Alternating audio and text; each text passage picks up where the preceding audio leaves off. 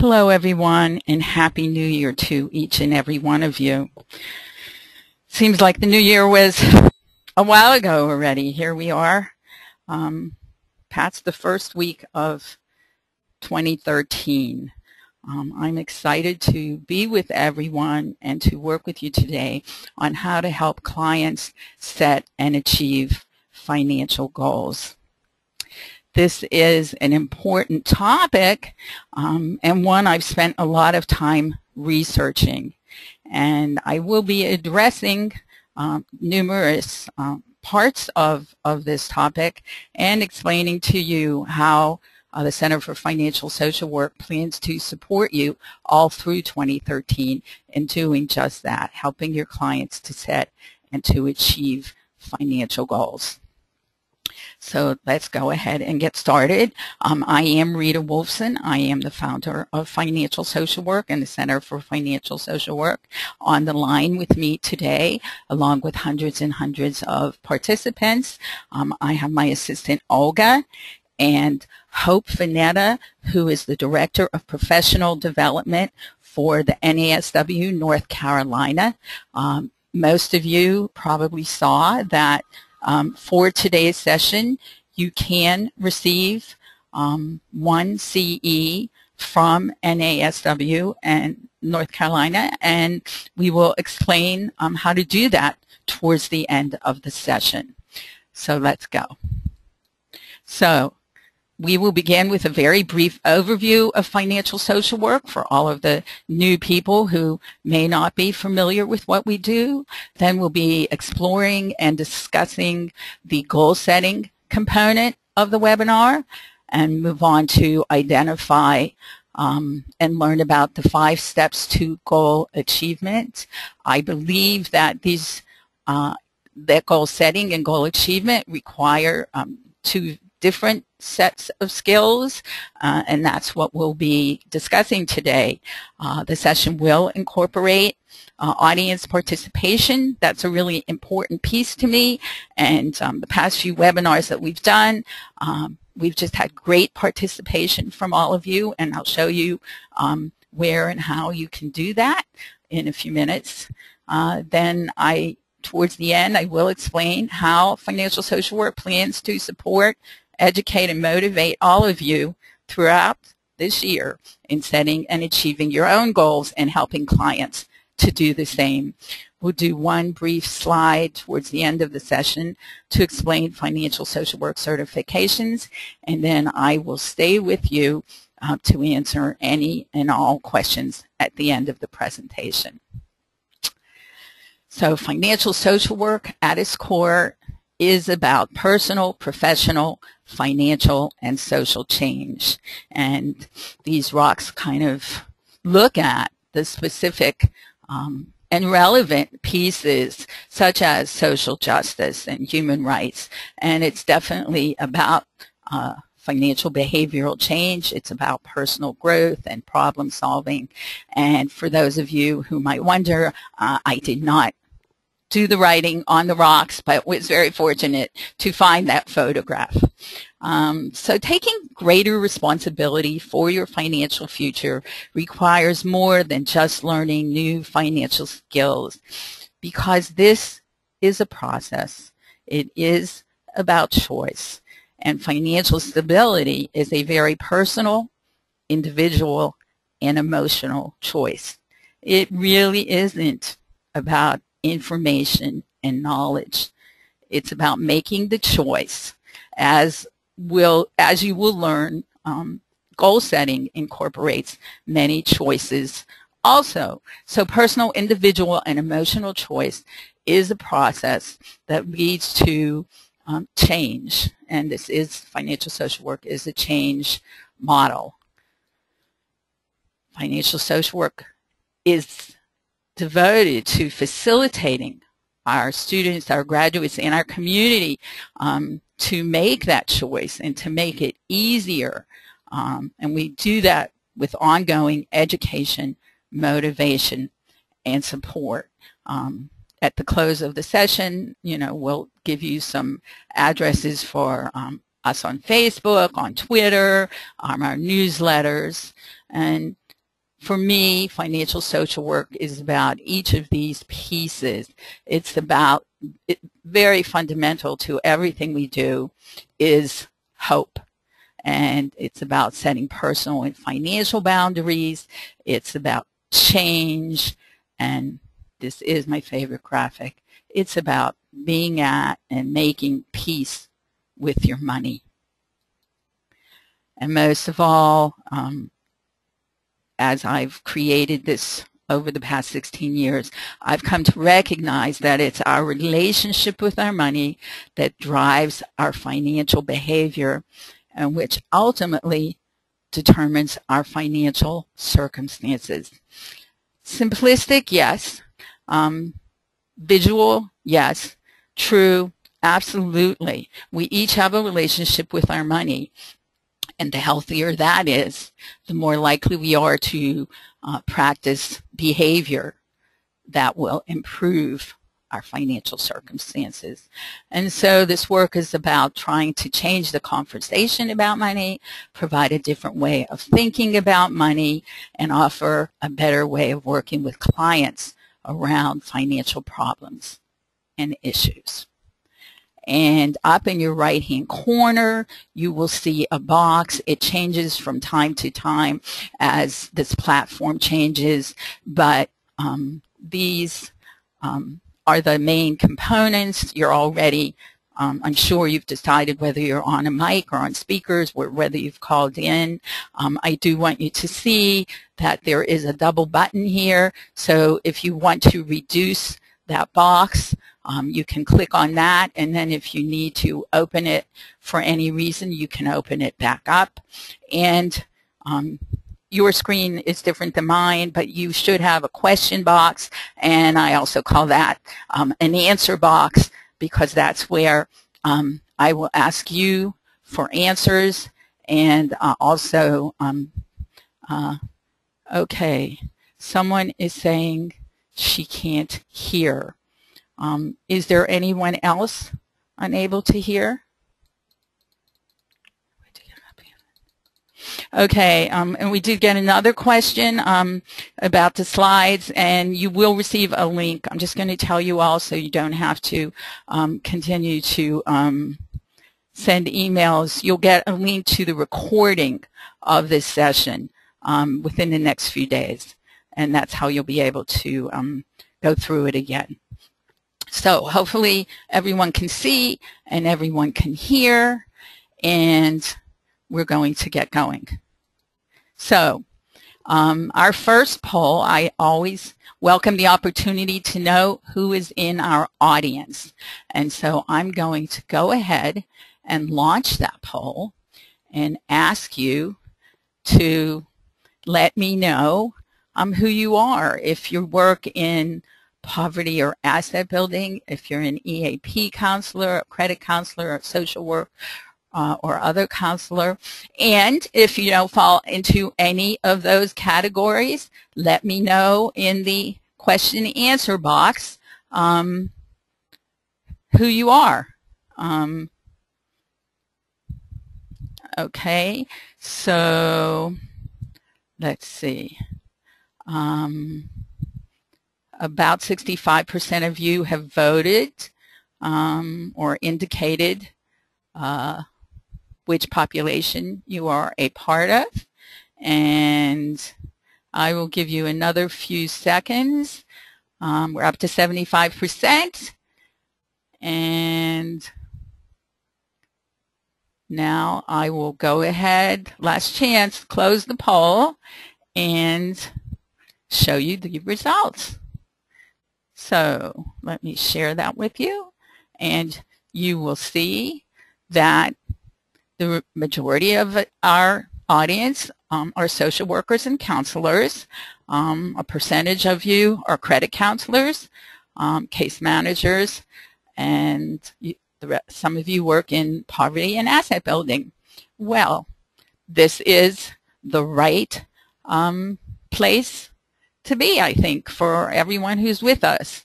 Let me see if any of you shared. Okay, some of you I see Okay, we have a whole bunch of other people who wanted us to know who they are. Wow. Okay. Well, you know, I only get, okay, first, I think I better close that poll. And then let's see who else. We have a lot of other people with us today who didn't fall into those categories. Let me see if I can get this.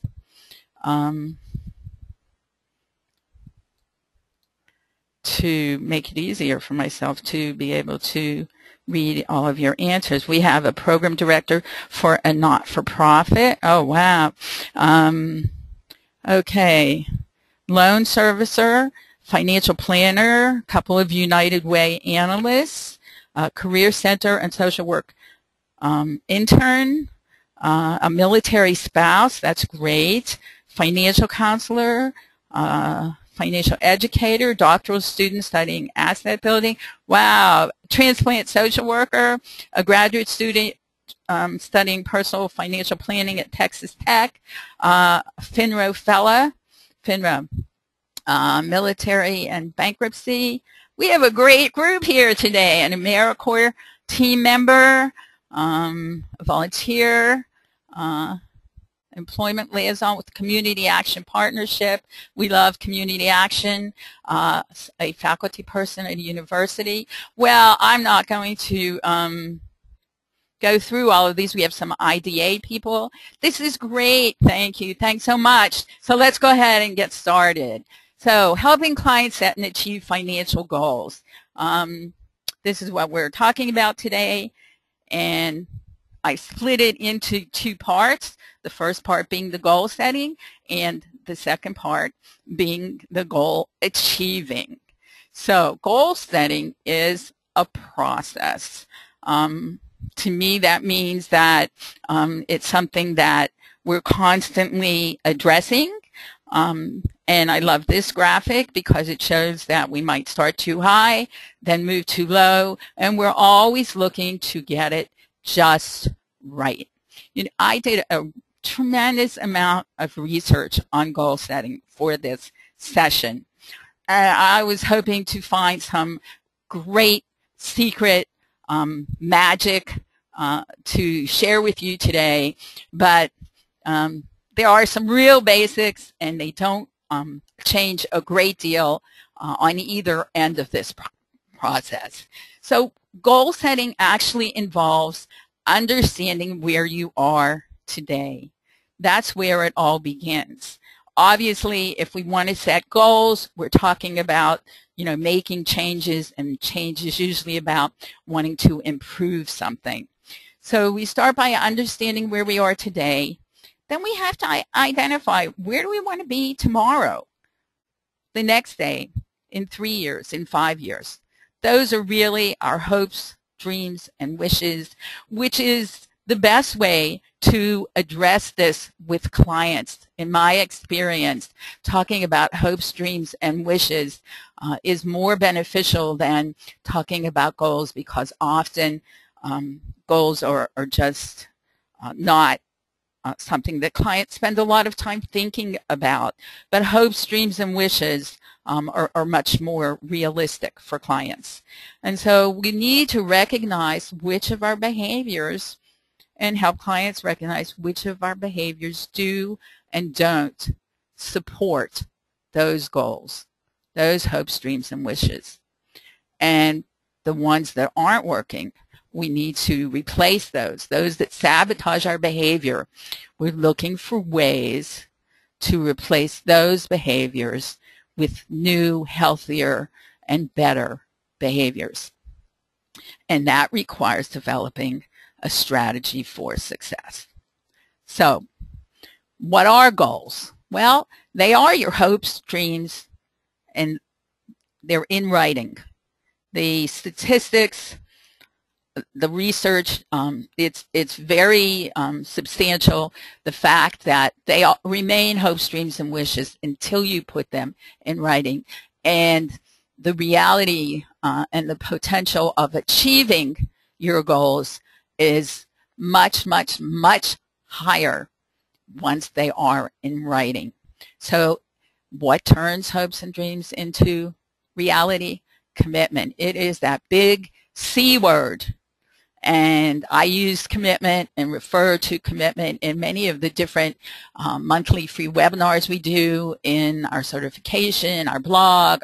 It's just so crucial. It is the key to success in so many areas of our lives. So why have goals? Well, we need them in order to define them, to make them believable and achievable. So putting them in writing, those hopes, wishes, and dreams, putting them in writing turns them into goals. It gives us something to strive for, helps us to see them as real and believable, and then we have the basis for figuring out how to make them achievable. And that's where we need to identify the steps to actually make them, turn them into reality. So what's so important about goals? Well, they provide that vision for what we want to accomplish. And they facilitate monitoring progress. We need these various components. We need to be able to measure, to know what we're striving for, to know where we are in relationship. It's a very concrete way of creating a better future.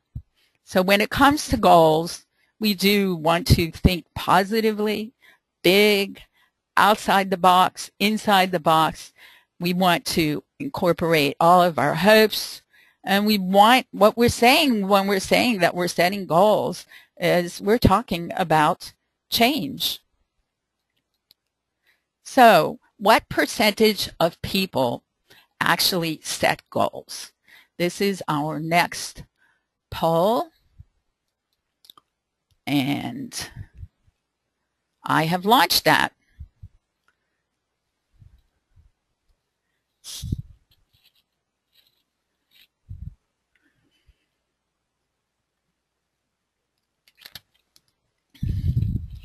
A little over 60% of you have voted.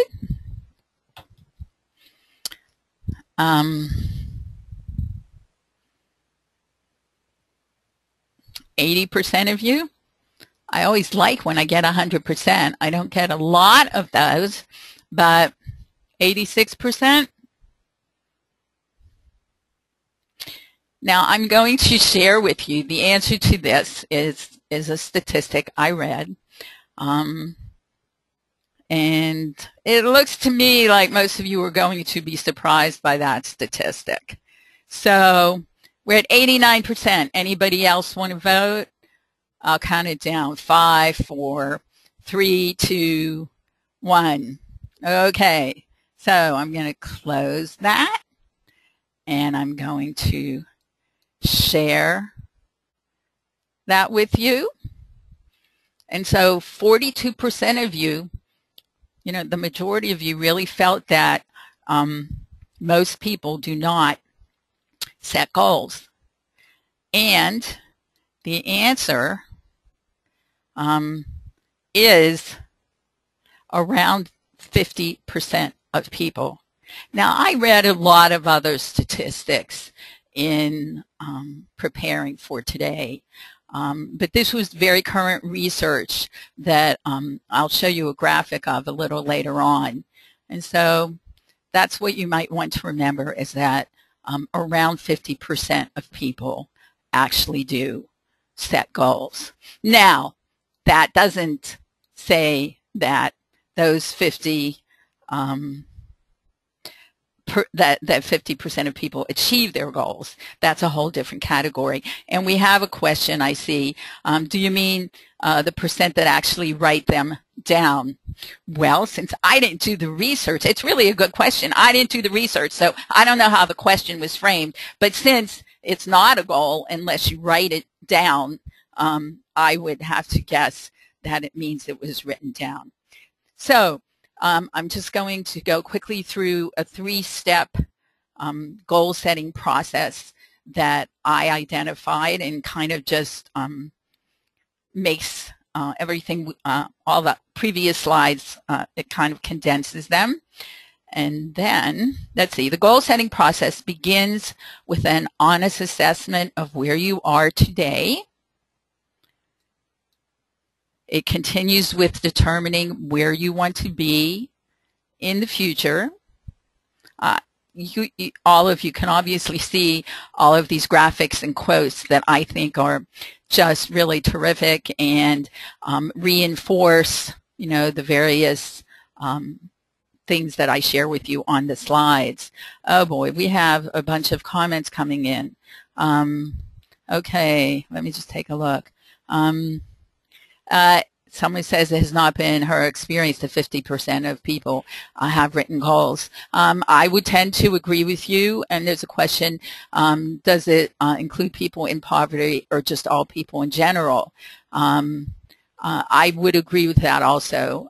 Again, when we talk about research, we're talking about pieces that I read in trying to put together an interesting and entertaining webinar for all of you. I really don't want to focus on the negative. I do believe that about a third, from the reading I've done in preparing for today, about a third of the people who do set goals, it's only about a third of the people who accomplish them. And also, something you might want to remember is that it does, again, according to different statistics, that it's not my research. I didn't see how the questions were framed, but statistically, it seems to take people around 5 times of trying and setting and stopping and going back, about 5 times, and not sticking to it. And someone just, as I was saying that, shared with me the problem of setting a goal and not sticking to it. Yes, and that's why we'll be spending so much time today on achieving your goals as much as setting them. I think that many of us know how to set goals, but I did want to go through these basics, and then I'm going to show you, some of you may know how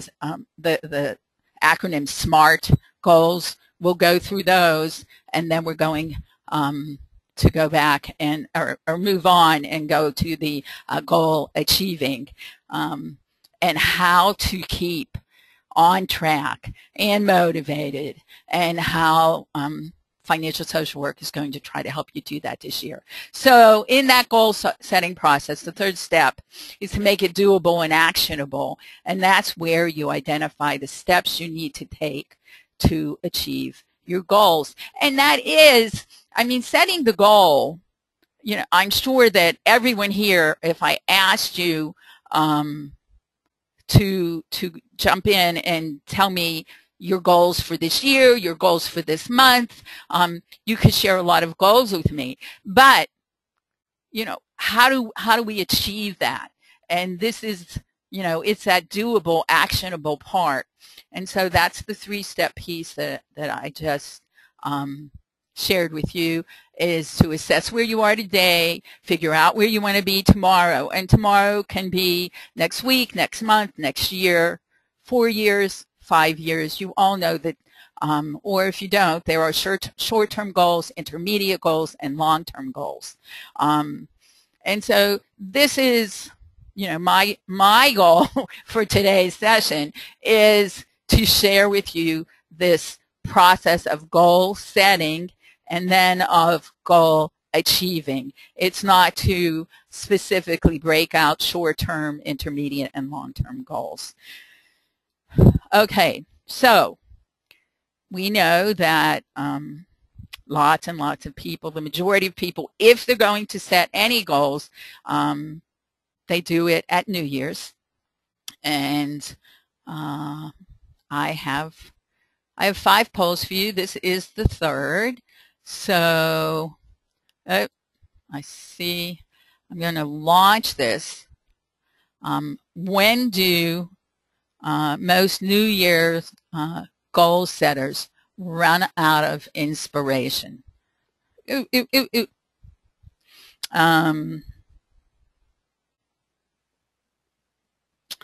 Those people might better be known as making New Year's resolutions. That is, something that is just very expected and accepted as one year ends and a new one begins. 75% of you have voted. Some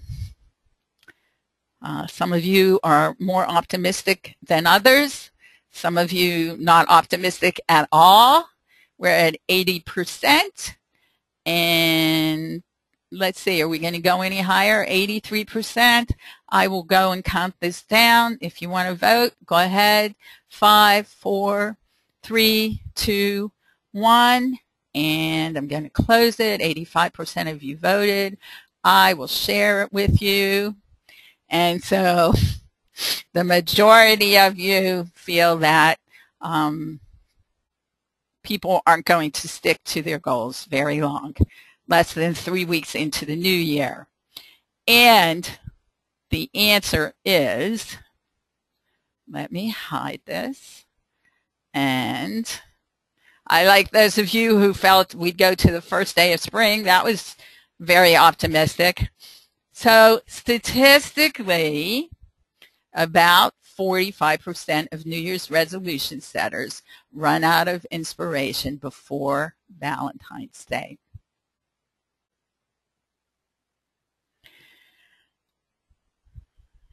Someone just shared with me, I voted Martin Luther King Day because they say a habit takes 30 days to stick, and the habit isn't sticking, so it's less than 30 days. Good point. Actually, I thought that research was that it takes 21 days to form a new habit, 21 days of consecutively practicing a new behavior. So that was, I could see Martin Luther King Day. The statistics showed Valentine's Day. So SMART goals are specific, measurable, attainable, relevant, and time-bound. Last year, I actually did a webinar on SMART goals, but today we're just going to go through this fairly quickly and look at the fact that S is for specific. That is the first step. Identify a specific action or event. So that gives you the who or the what that the goal is about. S is for specific. M is for measurable. So successful goals need to be a very specific goal statement clarifying the measurements. How will you measure success? How will you know if you actually achieved the goal you set out to achieve? And that provides you with the how of the SMART goals. S is for specific, M is for measurable, A is for achievable. Your goals should definitely make you stretch, but only as far as your outermost limits. And while A is for achievable, it also represents appropriate, because it has to be something. And you can see in this particular graphic, attainable. But so some people interchange those words, but attainable, achievable, appropriate. We're talking about how to, what the pieces are for setting SMART goals. And making your goals SMART means making them achievable and relevant. Making them relevant to your life and relevant to your needs and to all of the other areas that you want to fit them into. And so R is the why portion.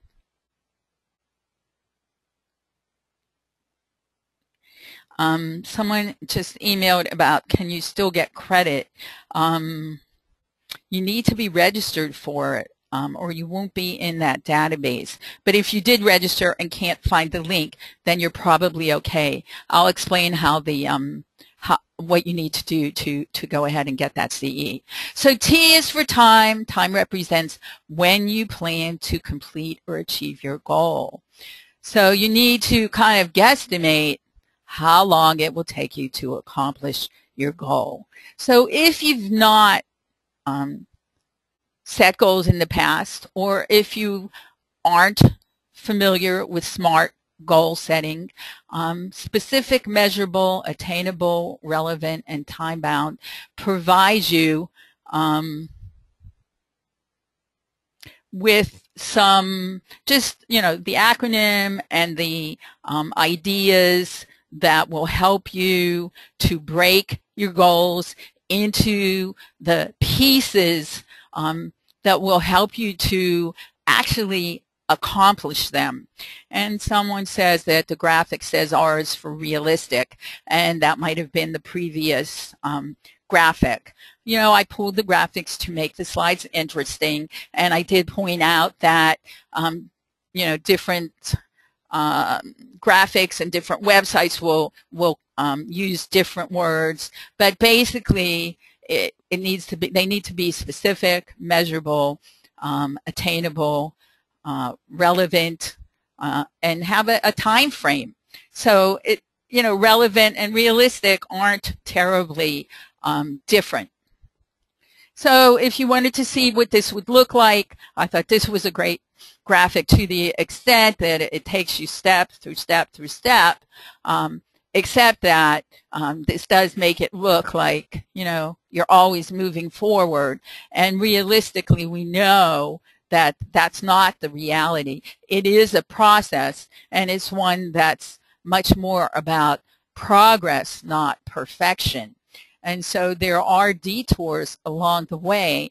And the person who shared with me that you do set goals, but you lose your way, you don't complete them, it's really important for everyone on the call, along with all of the clients that you will be sharing this with, that we help people understand that it's never no process is straightforward. There's going to be slips, and the more prepared we are, the more willing and accepting we are of imperfection, the more we've broken this process into different specific, measurable, relevant pieces, the more likely we are to succeed. I hope that that's helpful. So the goal setting process is meant to help you get from where you are to where you want to be. If you don't know where you're going, you're not likely to get there. You have to settle for wherever you end up. And that's not what we're looking for, really. If we're here and wanting to help ourselves and our clients with goal setting, we want to have the tools and the skills to be successful. So our next to the last poll is, what percentage of financial goal setting requires new financial information? I'm going to launch that poll and see what you think. What percentage of financial goal setting requires new financial information? Okay. About 60% of you have voted. Anybody want to give me 100% today?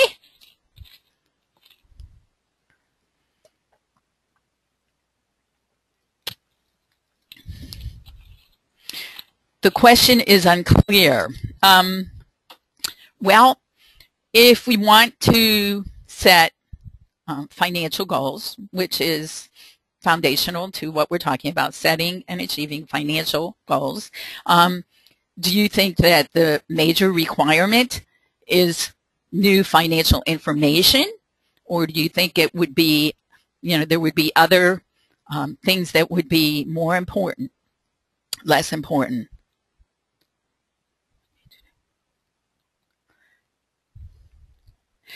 Someone commented, I think that we as professionals need to take the SMART goal setting model to work with clients and coach them on their individual direction. I would agree with that, Christine. Thank you. And it's a perfect tool for doing that. It really works. My goodness, I forgot to stop this poll. 84% of you voted. I'm going to stop it, and I'm going to share it. And you can see that about a quarter of you, the most of you, thought 20%. Well, we have some very smart people in this group, don't we? Now I'm going to hide it and show you that 80% of successful financial goal setting requires changing thoughts, attitudes, and behaviors with money. Any of you that have worked with me in the past knew that probably, because so much of any change, and especially financial change and financial goal setting, is about behavior. And I showed you that how it's about, you know, our financial circumstances are based on our relationship with money and our behavior with money. So good group, the majority, or the largest section of you really got that. Only 20% requires new financial knowledge. And that's a piece also that could be helpful when working with clients, because, you know, traditional financial literacy does emphasize information and knowledge. They're very, you know, much steeped in that. Someone on the webinar just shared, yay, we learned from your previous webinars, and I thank you for that. Someone else, I find that our homeless clients need training across the board, information and new habits. Well, let's be honest. I mean, all of us really need, you know, some kind of help. We all have habits we'd like to change, or maybe aren't willing to do the work to change, but that do need change, from eating and exercise and smoking and other health and fitness issues, and certainly with our money. And I do know, I have heard from many of our past webinar attendees and our students and graduates that many of them sit with their clients and watch this recording or a recording of a previous webinar to, you know, help clients understand the same types of things that I'm sharing with you today. And so now we go to part 2, which is goal achieving. And I found this graphic, which I found very helpful, and I just wanted to give credit to, I found it in an article on the impact of thought self-leadership on individual goal performance, a cognitive perspective, in the Journal of Management Development. But I think the reason I really wanted to use it was it just seemed that if you can just look at this graphic and see how beliefs and assumptions influence self-dialogue, mental imagery, thought patterns, all of these really contribute to goal performance and to, you know, our willingness and readiness to set goals and our ability to achieve them. So goal achieving, understanding the steps required to achieve your goals. I really love this Henry David Thoreau quote, which is why I shared it with you. So 5 steps to goal achievement. Okay, so we did goal setting, now we're on goal achievement. It's that C word again, commit, commit, commit. You know, until we commit, we're just giving ourselves an out. You know, until we put it in writing and we, you know, make them smart, we have specific pieces, and we know when and how and why we're going to do the different steps to get us there. When we have those pieces in place, it is just so much more likely that we're going to be successful. So we have to make that commitment. Then we have to take action. And I'm going to go through each of these steps with you now and give you all kinds of tips and insight into each of them. And then we reinforce those actions, right? So we commit, we take action, we reinforce. The fourth step is to assess and reassess. We have to see how we're doing. So rather than just quitting if we ate something we shouldn't have, or skipped a day of exercise, or spent some money that, we shouldn't have spent, that was supposed to go into an emergency fund, or pay for sneakers for one of the kids. I mean, we need to be ready with a plan to get back on track. And so there's 5 steps here.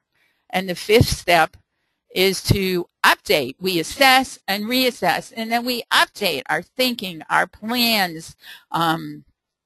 We keep at it. We know that this is a process with 5 steps, and when we get through the 5, what do? We go right back, recommit, take more actions, reinforce, assess and reassess, update, and go right back again. Because, goal achievement, each of these steps is a part of that process, and each supports the previous and the following one. So it really makes sense. So someone has asked, if you're a new contract employee of a nonprofit, should I show this webinar to my clients? Obviously, that would depend on the work you're doing with your clients, if you think this is relevant, if you think it's helpful. We do have a handout that you will get. We told you those are money mantras, goal-setting money mantras. And we're going to be doing some weekly things also that I'll tell you about at the end. So you will have lots of new tools. And you can, all of our you'll have the link to the recording plus all of our recordings from last year. And this one will be on our Facebook page. And so you have access to them. Okay, so we're going to start with commit. That's step number 1, and those of you who have been with me know, as you said, you've learned from previous webinars, commitment is the key. It's the key. We make that commitment. Everything begins with commitment, and so I'm not going to talk a lot about it. I'll let you just read these few quotes because this is what it's all about. You're either in or you're out. You're either using what you know to create a better future. And you're always going to be tested on that. And when you have the tools and the skills and the support that we hope to provide you, then we hope that you're going to, stay focused, stay on track, and reach your goals this year. As a program director at a nonprofit, one of our largest programs in self-identified needs is financial literacy. Well, you're certainly not alone in that. I would imagine the majority of people on this call and the majority of our community are all involved in some way with financial literacy. The country would not be in the position it is. We wouldn't have growing poverty, a diminishing middle class, if people were more financially literate. And also, we know that we're not doing, those living in poverty don't have the tools and the skills, and they don't have, and the majority of people in the country don't have them. And that's why we do what we do here. So we did the step 1, which was take action, make the commitment. Step 2 is take action. And one of the really popular ways to do this is to share the journey with a trusted friend.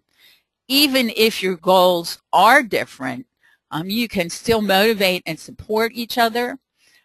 provide the encouragement that you each need to each other, and hold each other accountable, and help each other refocus should you falter. And in doing all this research for today, I noticed that, kind of a very popular, it's new to me, I don't know if it's new to the rest of you, but it's called an accountability partner. But I've always believed in sharing, your journey with someone trustworthy. And that's a really important piece.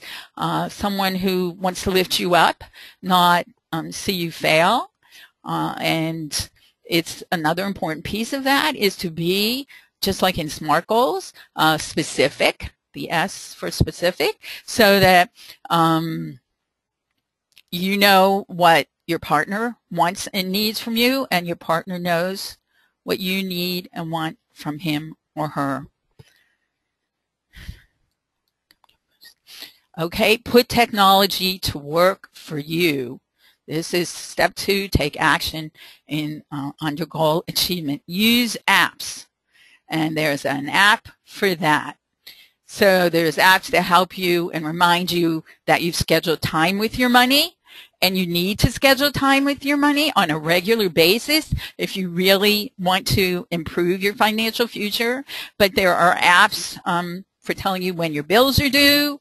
There are apps that help you with your to-do lists.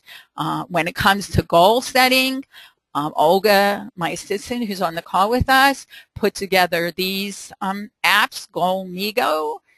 Most of them are free. And in our weekly follow-ups that I'll talk about in a few minutes, we will be providing you different and more apps to help you not only with your goal setting, but with all the various pieces of being successful with your goals and in your life. This other one here, My Goals and Goal Pay, these need to meet your needs. Each one is a little different. You might want to research them. It's not that I'm suggesting them. There are tons. I could have done the whole webinar just on goal setting apps. So I have a few questions here. I guess maybe I'll leave those and get back to them at the end so that I can get through all of this. I see the time is flying. Create a money space. This is huge under goal achievement. Have a special place for interacting with your money and with your goals. It will change your relationship with yourself, with your money, and help you to prepare for a better future. It won't necessarily improve your finances today or tomorrow, but if you have a space to work in that works for you and you enjoy being in, then you're shifting all kinds of relationship pieces in your life and with your money, and already working to create and establish a better future. So we're still on take action. Step 2, make a plan and use the plan. Very important. I referred to it under SMART goals, under the first piece of goal setting. You need a plan. Just having the goal is, not even the first step. We have a goal, but how are we going to achieve it? Yes, I'd like to pay off my debt this year, next year, or in 3 years. Well, how are you going to do that? What's the plan? Where's the money going to come from? How are you going to live differently based on that goal? You got to have a plan, work your plan, because when you fail to plan, you plan to fail. Plan, very important, undertake action. Reduce temptation, avoid situations which might sabotage your efforts. If you have a favorite store and you drive past there on your way home from work every day and you love the items they're showing in the window, well, maybe you can find a different way to go home because you may be too tempted to stop and shop. Okay, so now we're on to step 3, reinforce your goals, your time, your thoughts, your actions. You need motivation on an ongoing basis. I shared with you at the very beginning that the financial social work model incorporates ongoing education, motivation, and support. And so we know that that's what we need to create sustainable long-term financial behavioral change. And so motivation initiates this drive. You get excited, you set the goal. But over time, you need reinforcement. You need your motivation to grow stronger and be reinforced so that you can turn these new, more positive behaviors into long-term habits. That's the word, habits, which contribute to successful outcomes.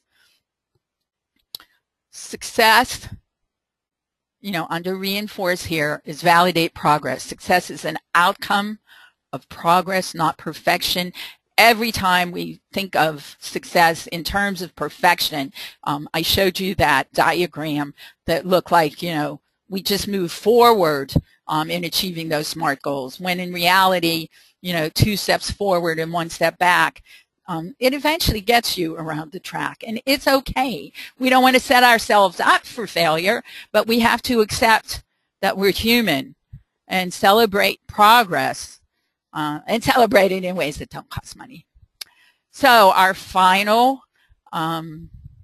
poll question for today is, what is the #1 financial goal for people in 2013? This was taken from some of the research that I already shared with you. So the question is, according to this research, I thought about asking you what your #1 financial goal was, but I thought I'll take it from the research.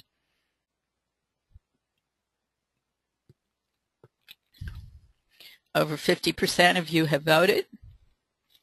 We're up to 60%.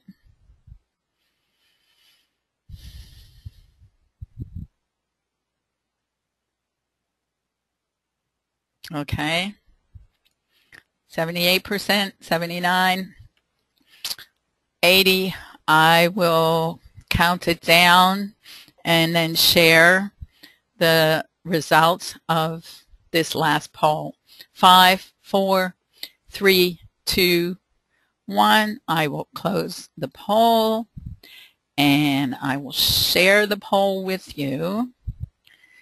And you can see the majority of you thought it would be to pay down credit card debt. And the second most popular was save more money. And then make and stick to a budget.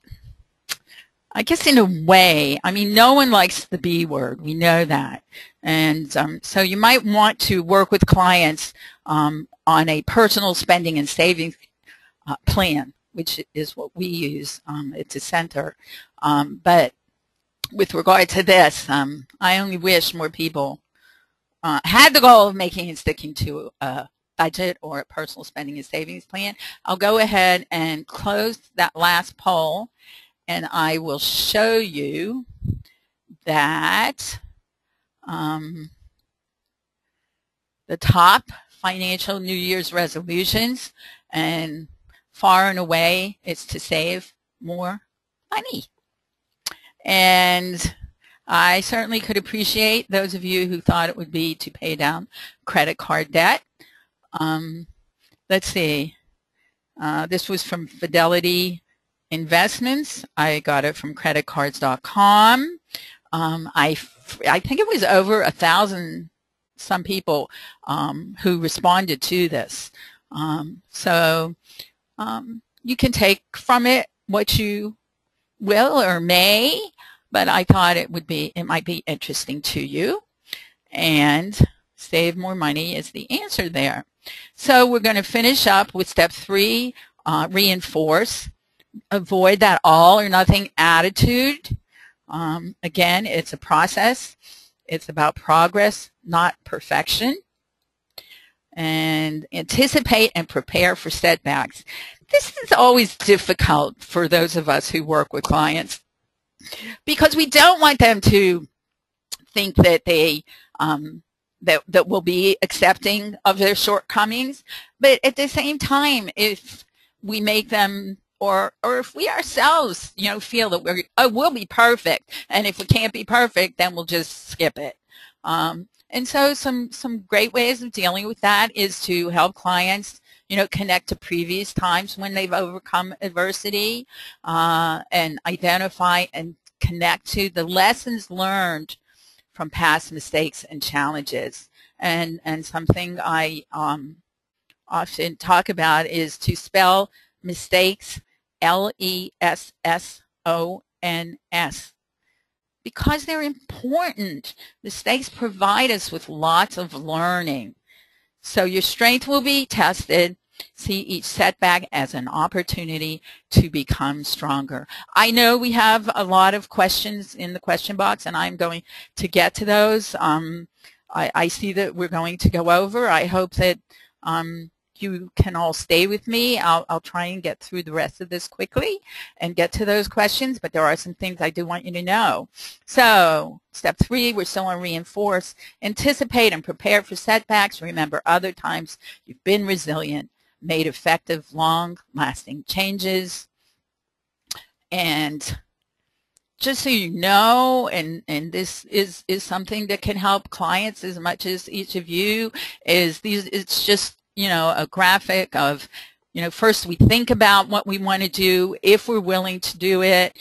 We prepare to take action until we finally do take action. And then, hopefully we're going to maintain a good thing forever. But it's not unusual to relapse. All of us in the field know that. But that's where it's so important to try and keep yourself and your clients, moving forward, more self-accepting. You need to be specific. That's the S from SMART.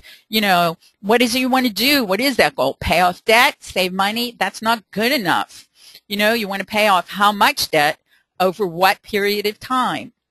Be specific. Save how much money over what period of time? And so this ties back to the SMART goals, but it's more from, the achieving end of it. Know why you're changing your behavior. You want to save money? How much? What for? A vacation, a car, a house, college for your kids? Do you want to save money to reduce stress, sleep better at night, improve your quality of life? All these questions, they're all a part of it. And you need to match your goals to your time and your income. That's that relevant, realistic piece. If you want to pay off $10,000 or $15,000 in credit card this year, but you just earn $40,000, that's not likely to happen. So be reasonable and realistic. I hadn't honestly realized how much this reinforcement piece really does flip right back to the SMART goals. And so it might be more reasonable to just scale back. Be clear, but be realistic. Know what is doable and what isn't. And one great way to work with clients, this I would recommend wholeheartedly through collage, is visualization. What will it look like? How will you feel when you achieve it? How will your life be different? How will you benefit? Why does it matter? Lots and lots of questions. And the more questions you answer, the more specific and relevant and achievable your goals will be. So then step 4 is to assess and focus on progress, not perfection. So progress is achieved incrementally over time. We can't be thin tomorrow if we're not thin today. We can't pay off our debt by tomorrow if we have a lot of it today. So you need to break your goals into smaller steps that are achievable daily, weekly, and monthly. And to successfully implement mini goals. Mini goals help you to build the confidence and reinforce the commitment. That's a great piece for your client work. measure, assess, assessment, reassessment.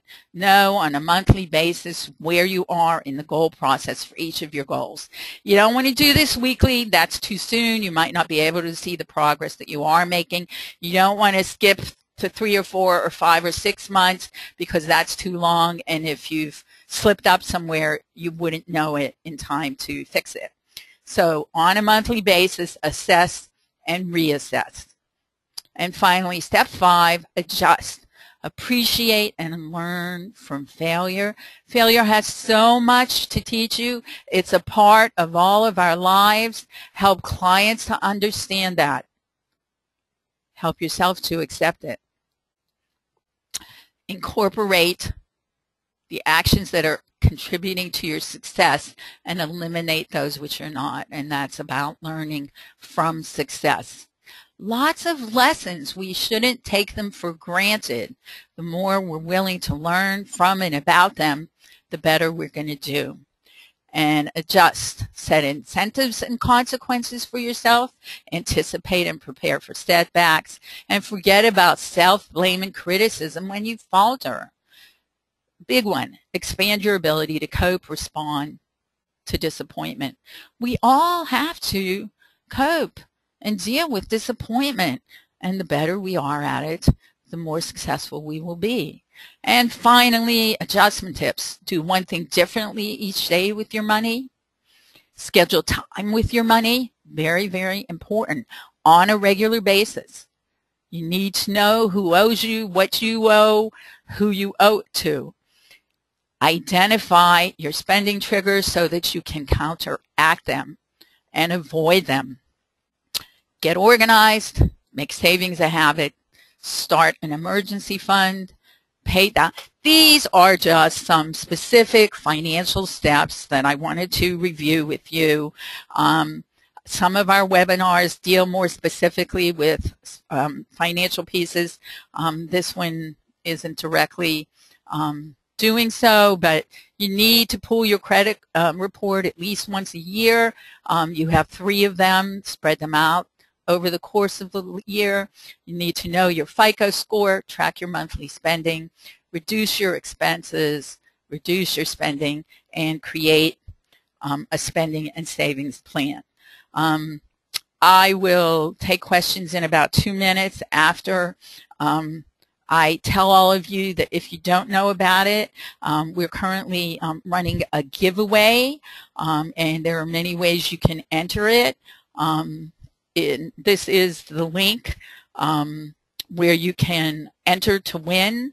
The giveaway is a free certification, financial social work certification, and if you write down this link, which I'll put up while we're taking questions also, and you can like us on Facebook and follow us on Twitter and do all kinds of things, and each one of those is an entry into the contest, the giveaway, and it ends tomorrow night, and we will be announcing the winner on Friday. So those of you who are interested in taking the 10-question quiz, you will receive an email at the end of 1 hour after this webinar.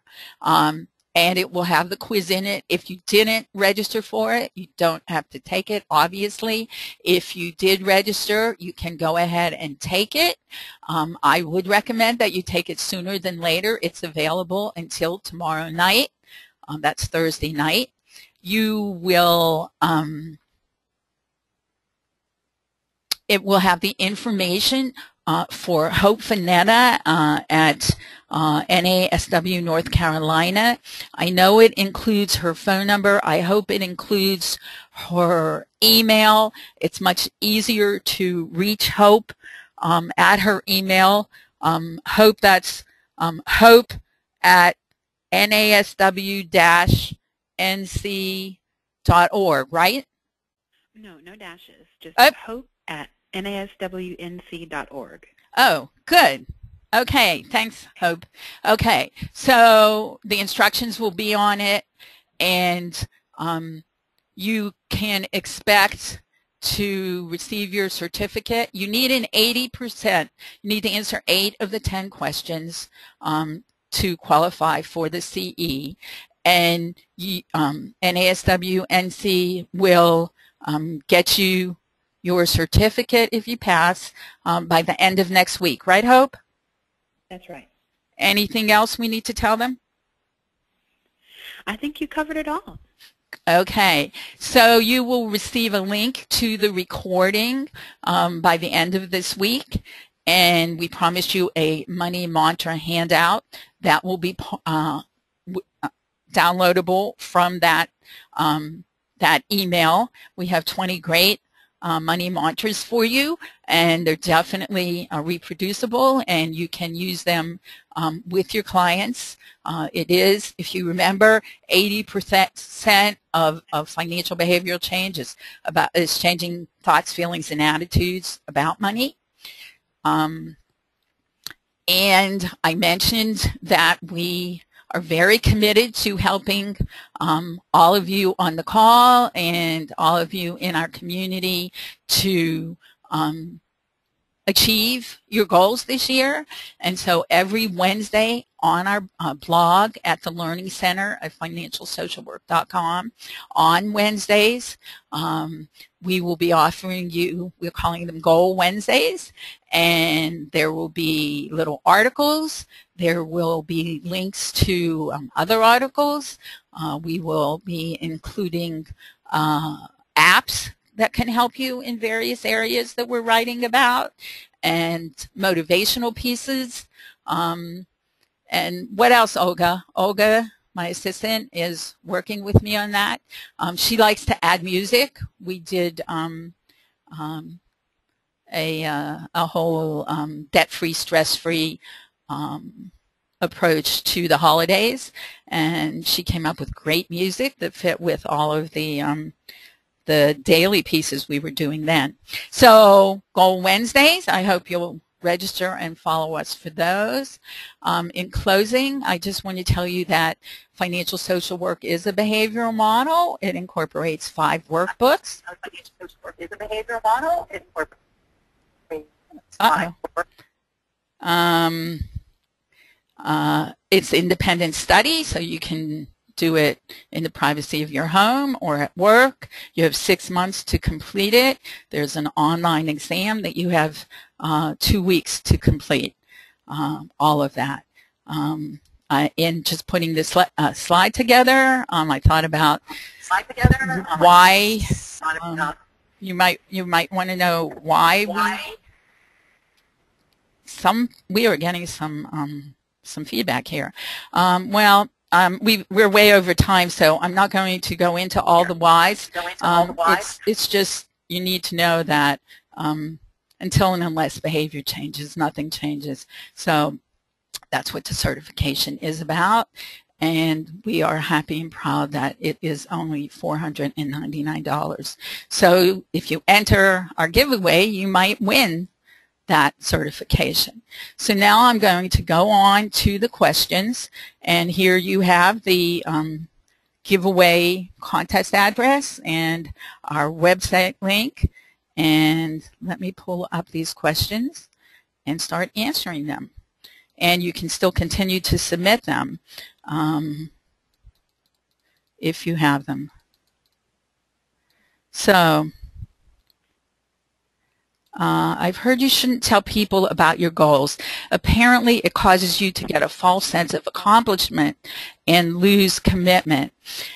I don't think I would totally agree with that. I think you need to be very selective of who you do share your goals with.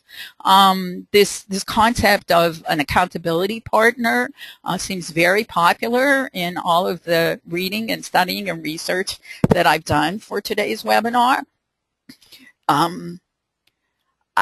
You know, some of us are more private than others. I think you need to know your personality, and if sharing comes naturally to you, just always be selective with whom you share that.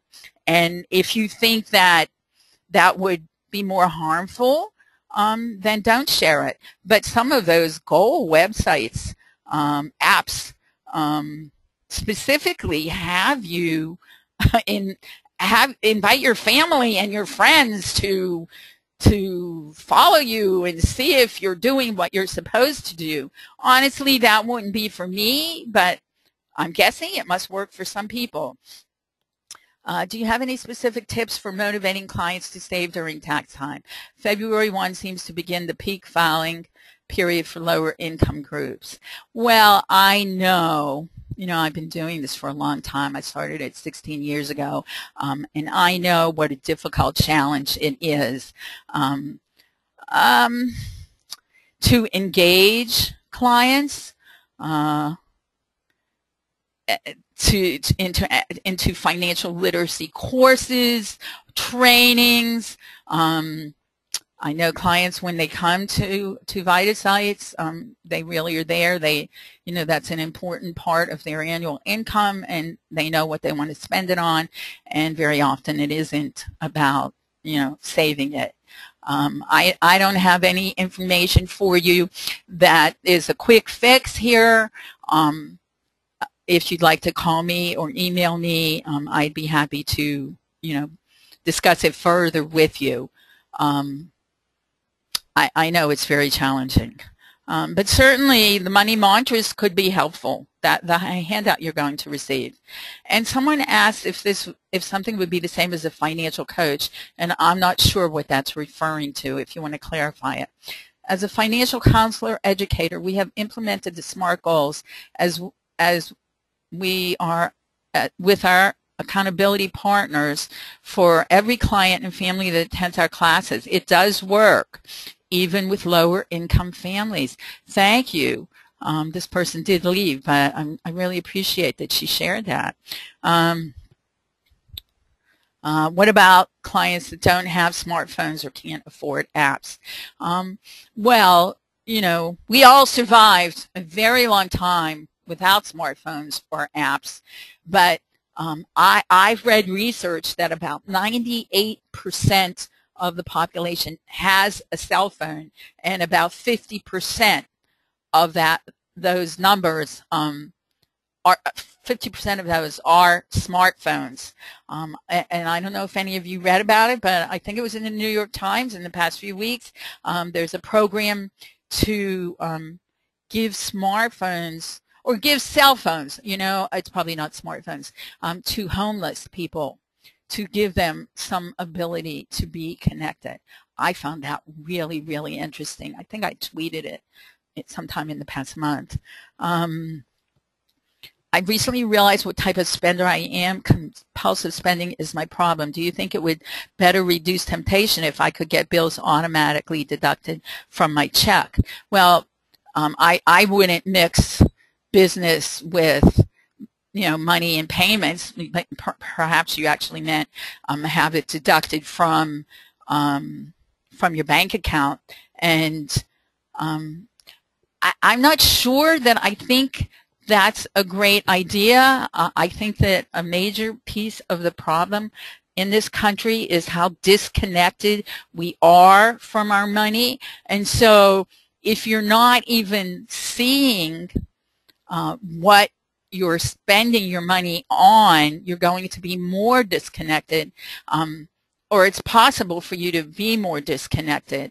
I certainly in the next few months want to do a webinar on digital wallets so that we're all wise and knowledgeable about what's going on, and because that's just another way we will become more disconnected from our money. I think it's important to connect clients and ourselves to money, to our money, to what we have and what we don't have. Another question about the PowerPoint being available, that will be, you'll receive a link to the recording of the webinar, not the slides specifically. Have you ever worked with Weight Watchers group model for financial goals to help with peer support? That's absolutely a very similar model because it does work. It's very successful. And that's what we need, ongoing education, motivation, and support. Good question. Do you have a way to modify a budget for individuals with disability and cognitive and mental health Well, I'm not sure exactly what you're looking for. Is it these individuals who are keeping the budgets? Are you working with someone who works with these disabled people? If you clarify that a little, maybe I can address it better. Sometimes if you talk to your clients when they have questions, you can help them see the big picture. Very good point. And she left, but she says, be honest with yourself. What do you mean by do one thing different with your money each day? Well, I mean, if whatever it is that you do now, do something different. Whether it's bring lunch, whether it's break a dollar bill and start saving the change, whether it's starting to save if you haven't done that before. Any one little, I used to have a long list of different things. If you do one thing different each day and continue doing it and something new the next day, possibly, you know, not buy anything online. That's another very easy way to spend money and not realize that you've spent it. We need to be more connected with our money. How do I get proof of attendance? You will receive the quiz. You just have to take the quiz, and then NASW North Carolina will be in touch with you for payment and for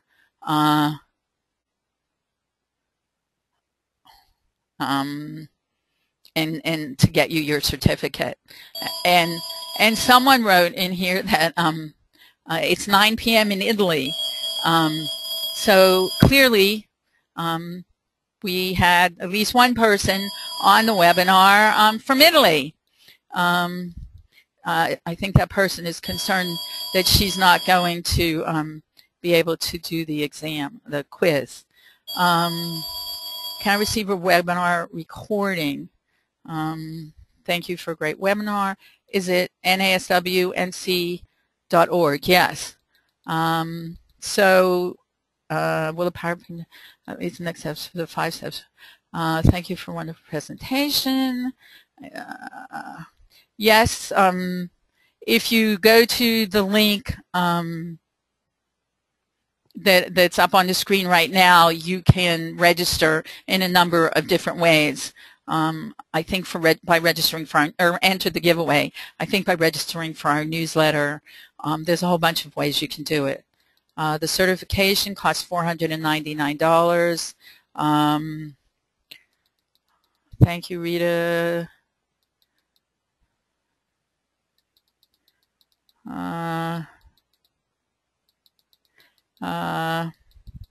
Is this certification recognized by other certifying bodies? We're now going through the process of being certified by National NASW, and then we may do ASWE.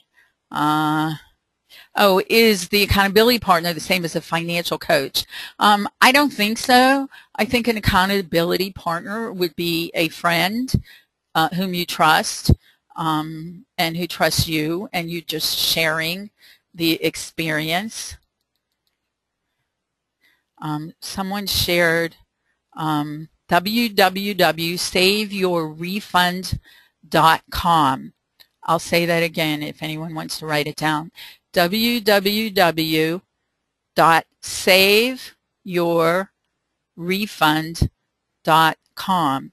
You save $50 or more of your tax refund and enter a sweepstakes to win $250 drawn weekly during tax season, and one drawing to win $25,000. It is to encourage savings. Any thoughts or knowledge? No, I will definitely look into it. It sounds very interesting. I wonder how that would work for VitaSites. I can tell you, because of our current giveaway, but most of you probably know already, that people really like these kinds of things and an opportunity. I think someone is saying that program's been around for a long time. Problem does come if people go over minutes, though. They are then responsible for those minutes. Two companies, Assurance and SafeLink, give free cell phones with texting minutes, are available in Ohio for low-income families. They don't give smartphones, but do have cell phones and service. Thank you all for being so generous and sharing with each other. I think someone is saying that there's staff maybe that works with these homeless clients. You can advocate for Social Security to assign those customers representative payee status. Thank you for the webinar. Just to recap, the link of this webinar can be found under your website. No, you'll get a link to it. You'll get an email.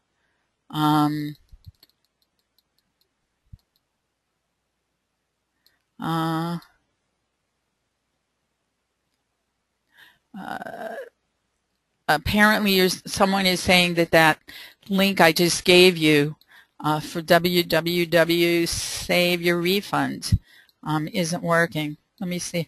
Save Your Refund, SAVEYOURREFUND.com. That's what this person shared with me.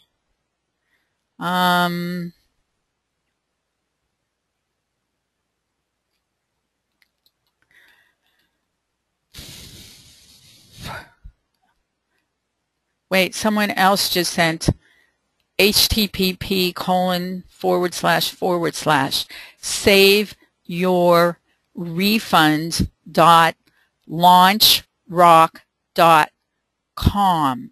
And then someone else said that they think it's .org. So I'll spell that for you. SaveYourRefundLaunchRock.com. SaveYourRefund.launchrock, LAUNCHROCK.com. But someone says they think she thinks it's .org. The government phones are not free. It is paid by the government through LifeLink. They must be receiving a state benefit or SSI. Most of the carriers simply cut it off after the 250 minutes run out until the next month allotment comes to the phone. Apparently, someone was able to pull it up with .com, but someone else shared another link with http://resources/12_SYR_flyer FLYER trim_FNL.PDF.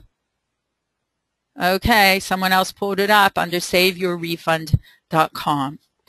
So that looks like everything. You were such a wonderful group. I thank you for joining us, for staying with us, and for your participation. And I hope to see you back here next month. All of you will receive an invitation to our next webinar. And I do wish you the happiest and the most enjoyable and money-wise New Year. Thanks, everybody. Bye now.